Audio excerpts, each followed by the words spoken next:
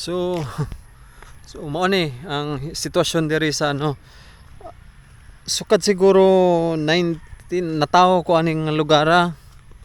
Hantud karon wa agyoy improvement into ng karsada nga pila na ka mayor ang nagsaad-saad nga og ako'y inyong padag-on.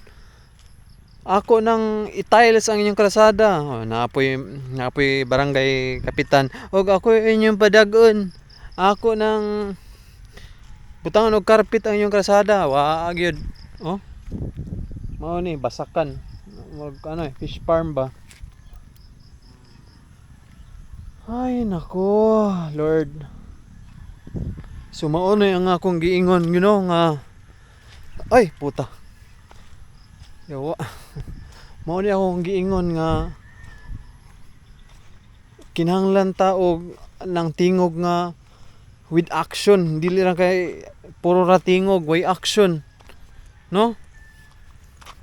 So sa sunod nga eleksyon siguro plano ko nga mudagan nga pagka-mayor sa ato ang lungsod diri sa Danbantayan.